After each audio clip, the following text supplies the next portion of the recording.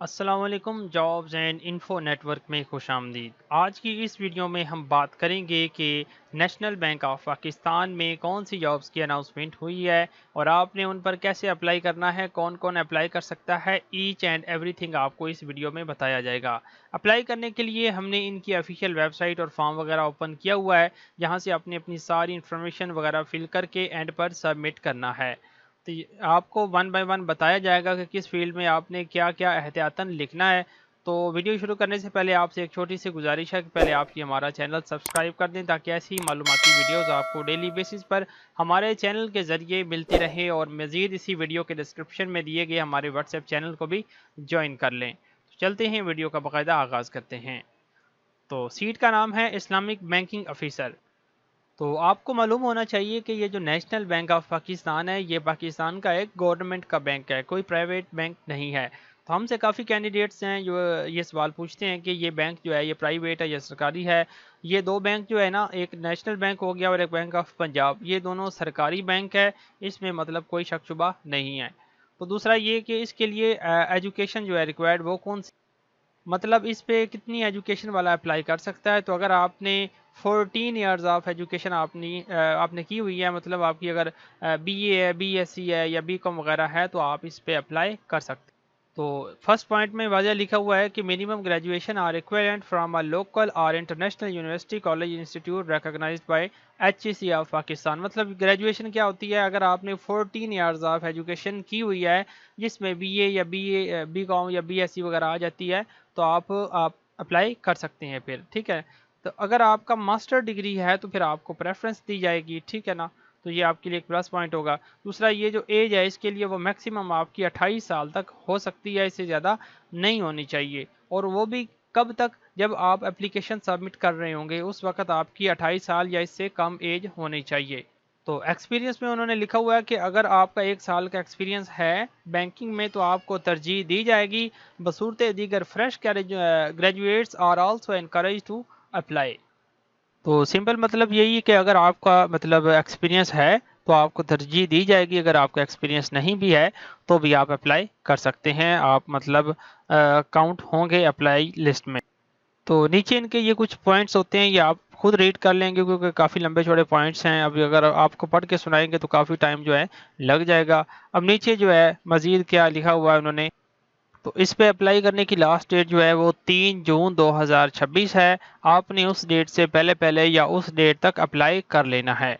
तो अप्लाई करने के लिए आपने इनकी ऑफिशियल वेबसाइट जो है, जहां से ये नेशनल बैंक वाले जॉब्स अनाउंस करते हैं और उसी पर अप्लाई होता है, वो कौन सी है, www.siddharthhaider.com.pk/careers। तो यही वेबसाइट हमने इनकी ओपन भी की हुई है, फॉर्म भी आपके सामने ओपन किया हुआ है। अब ये आपने कैसे ओपन करनी है, आप अपने मोबाइल में या कंप्यूटर में गूगल क्रोम को ओपन करेंगे और आपने सर्च बार में सिंपली टाइप करना है siddharthhaider.com.pk। यही लिंक मैं इसी वीडियो के डिस्क्रिप्शन में भी दे दूंगा, आप वहां से क्लिक करके यहाँ पर मूव हो सकते हैं। तो जब आपके सामने इस तरह का इनका इंटरफेस आ जाएगा, होम पेज आ जाएगा, फिर आपने करना क्या है, सबसे पहले आपने करियर्स के ऊपर क्लिक करना है। करियर्स के ऊपर जैसे ही क्लिक करेंगे, जितनी भी जॉब्स इस वेबसाइट पर आई आई होती हैं तो वो आपके सामने शो हो जाएंगी। फिर आपने यहाँ पे अपनी इस्लामिक बैंकिंग वाली जॉब्स जो है वो तलाश कर लेनी है। स्क्रॉल डाउन करते हुए नीचे तक जाएंगे तो यहाँ पे आप देख सकते हैं इस्लामिक बैंकिंग ऑफिसर OG3। अब ये वो नेशनल बैंक की जॉब्स है जिस पर हमने अप्लाई करना है। तो इस पे अप्लाई करने के लिए आपने अप्लाई नाउ के ऊपर क्लिक कर देना है। जैसे ही आप इस पे ऊपर क्लिक करेंगे, आपके सामने एप्लीकेशन फॉर्म जो है ओपन हो जाएगा। अब आपने इसमें सारी फील्ड्स जो हैं वो one by one carefully fill करनी है। सबसे पहले तो यहाँ पे सीट का नाम ऑटोमेटिकली आ रहा होगा, आपने इसे बिल्कुल नहीं छेड़ना। और दूसरा, आपने यहाँ पे कराची सेलेक्ट कर लेना क्योंकि इसकी प्लेस ऑफ पोस्टिंग जो है वो कराची है। तो उसके बाद आपने अपना फुल नेम यहाँ पे लिखना है जो कि CNIC कार्ड पे लिखा हुआ है। उसके बाद आपने अपने फादर का नेम यहाँ पे टाइप कर लेना है। उसके बाद अपनी डेट ऑफ बर्थ आपने यहाँ पे क्लिक करके चूज़ कर लेनी है, जो भी आपकी डेट ऑफ बर्थ होगी। तो उसके हिसाब से हम कोई भी चूज़ कर लेते हैं आपको समझाने के लिए। तो आपकी एज जो है वो ऑटोमेटिकली यहाँ पे कैलकुलेट होके आ जाएगी। उसके बाद आप स्क्रॉल डाउन करेंगे। अब यहाँ पे आपने अपना CNIC नंबर टाइप करना है विदाउट डैशेस। मतलब डैशेज आपने नहीं डालनी। उसके बाद आपने अपना ईमेल यहाँ पे लिखनी है, और ईमेल आपने वो लिखनी है जो कि आपके मोबाइल में एक्टिव हो और आप मतलब उसे मुस्तकबिल में भी यूज़ करते रहो। उसकी वजह ये है कि अगर आपको कल को ईमेल आती है कि आपका इंटरव्यू है और टेस्ट है जो भी है, वो आपको ईमेल ही करते हैं। बैंक वाले जो है ना, मैसेज आपको नहीं करते, ईमेल के ज़रिए आपको रेस्पॉन्स करते हैं। तो ईमेल आपने अपनी एक्टिव रखनी है। उसके बाद आपने अपनी नेशनैलिटी यानी कि पाकिस्तानी आपने यहाँ पे लिख देना है। उसके बाद आपने रिलीजन अपना इधर इस्लाम सेलेक्ट कर लेना है। उसके बाद जेंडर आपने यहाँ पे मेल या फीमेल उसके हिसाब से सेलेक्ट कर लेना है। उसके बाद आपने अपना प्लेस ऑफ डोमिसाइल बतानी है कि किस डोमिसाइल आपका किस डिस्ट्रिक्ट का बना हुआ है। उसके बाद अपनी सिटी ऑफ रेजिडेंस आप यहाँ पे सेलेक्ट कर लेंगे। उसके बाद अपना व्हाट्सएप नंबर आपने यहाँ पे लिखना है, 3 से स्टार्ट करना है। तो उसके बाद ये आपका सेकेंडरी मोबाइल नंबर आ जाएगा यहाँ पे, और ये ऑप्शनल है। उसके बाद अपना कंप्लीट मेलिंग एड्रेस आपने यहाँ पे लिखना है। तो ये लिखने के बाद नीचे वाली फील्ड्स जो है ये ऑप्शनल होती हैं, अगर आप इसे ना भी फिल करें तो भी आपका अप्लाई वैलिड हो जाता है।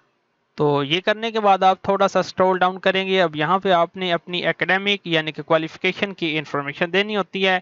अब यहाँ पे सबसे पहले लिखा हुआ है आई एम फ्रेश ग्रेजुएट्स। अगर आपका एक्सपीरियंस नहीं है तो आपने यस के ऊपर क्लिक कर देना है, अगर एक्सपीरियंस है तो आपने नो पे क्लिक कर देना है। तो यस पे क्लिक कर देते हैं। उसके बाद आप स्क्रॉल डाउन करेंगे। अब यहाँ पे आपने अपनी बैचलर की डिग्री ऐड करनी है। ठीक है, यहाँ पे क्लिक करेंगे। आपका जिस भी सब्जेक्ट में बीएस है तो आप वो सब्जेक्ट सेलेक्ट कर लेंगे। अगर आपका यानी कि आपकी डिग्री यहाँ पे आपको नहीं मिल रही तो आपने सिंपली यहाँ पे अदर लिखना है, और आपने अदर को सेलेक्ट कर लेना, और यहाँ पे आपने अपनी वो डिग्री टाइप कर देनी है जो भी आपकी डिग्री है। तो उसके बाद आपने नेम ऑफ इंस्टीट्यूट यहाँ पे सिलेक्ट कर लेना, अपना नेम ऑफ इंस्टीट्यूट। अगर आप वो भी नहीं है तो आप यहाँ पे अदर सेलेक्ट करेंगे, फिर यहाँ पे आप मैनुअली लिख लेंगे। ठीक है ना, तो जो भी आपके केस में होगा। उसके बाद आपने फ्राम टू डेट बतानी है कि आपकी डिग्री 2022 से लेकर बिलफर्ज अगर 2026 में कंप्लीट हुई है तो 2 साल का गैप दे के आपने यहाँ पे लिख लेना है। उसके बाद आपने ग्रेड या डिवीजन यहाँ पे लिखनी है।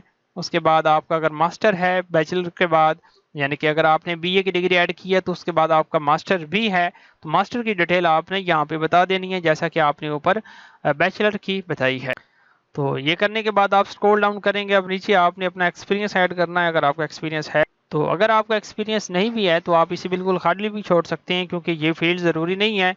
तो स्क्रॉल डाउन करते हुए नीचे तक जाते हैं। मज़ीद जो चीज़ें वो पूछेंगे वो बतानी है आपने।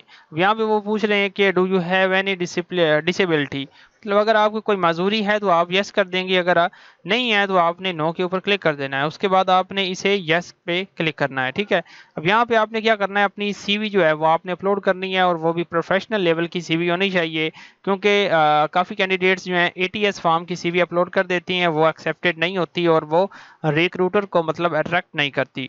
तो प्रोफेशनल लेवल की सीवी अगर आप हमारी टीम से बनवाना चाहते हैं तो आप हमारे व्हाट्सएप पे कांटेक्ट करें, इंशाल्लाह आपको मुनासिब चार्जेस में प्रोवाइड कर देंगे। तो सीवी अपलोड करने के बाद आपने नीचे सीएनआईसी नंबर आपने यहाँ पे अपलोड करना है, मतलब सीएनआईसी की बैक और फ्रंट आपने पीडीएफ में मर्ज करके यहाँ पे अपलोड कर देनी है।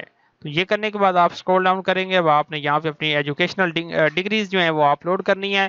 जिस तरह की अगर आपका बीए है तो आपने मैट्रिक, इंटर और बीए तीनों डिग्रीज पीडीएफ में कन्वर्ट करनी है। ये आसानी से वेबसाइट से हो जाती हैं। कन्वर्ट करने के बाद आप यहाँ पे अपलोड कर देंगे। तो ये अपलोड करने के बाद आपने स्क्रॉल डाउन करना है। अगर आपका एक्सपीरियंस है तो आप एक्सपीरियंस अपना यहाँ पे अपलोड कर देंगे, अगर नहीं है तो आप इसे खाली छोड़ सकते हैं। तो आपने यहाँ पे पासपोर्ट साइज पिक्चर जो है वो आपने अपलोड करनी है। ये भी मस्ट है क्योंकि इसके साथ स्टेरिक बना हुआ है, और जिसके साथ स्टेरिक होता है वो आपने लाजमी फिल करना होता है। ये सारी चीज़ें बताने के बाद आपने एंड पे सबमिट के ऊपर क्लिक करना है। जैसे ही आप सबमिट के ऊपर क्लिक करेंगे आपकी एप्लीकेशन जो है सक्सेसफुली कंप्लीटेड या सबमिटेड हो जाएगी। आपको अपनी मोबाइल जिस मोबाइल की ईमेल आपने दी है उस पर मेल भी चली जाएगी कि आपका अप्लाई जो है फलां जॉब पे कंप्लीटेड हो गया है। तो मैंने पूरी कोशिश की है कि आपको समझाऊं कि कैसे आपने इसमें अप्लाई करना था। अगर आपको पूरी वीडियो सुनने के बावजूद फिर भी किसी भी पॉइंट में डाउट हो, समझ ना आई हो, तो आप हमसे व्हाट्सएप पर कॉन्टैक्ट करके असिस्टेंट ले सकते हैं। हम इंशाल्लाह आपको उस पॉइंट में मज़ीद गाइड कर देंगे। तो अगर आप ऐसी वीडियोस देखना चाहते हैं फ्यूचर में तो आप हमारा चैनल जो है काइंडली से सब्सक्राइब कर दें और बेल के आइकन को ऑल पे सेट कर दें, ताकि ऐसी मालूमाती वीडियोस जब हम फ्यूचर में अपलोड करें तो आपको बेल आइकन के ज़रिए नोटिफिकेशन के ज़रिए उसकी इन्फॉर्मेशन मिल जाए। तो आज की वीडियो में इतना ही, मिलते हैं नेक्स्ट वीडियो में। अल्लाह हाफिज़।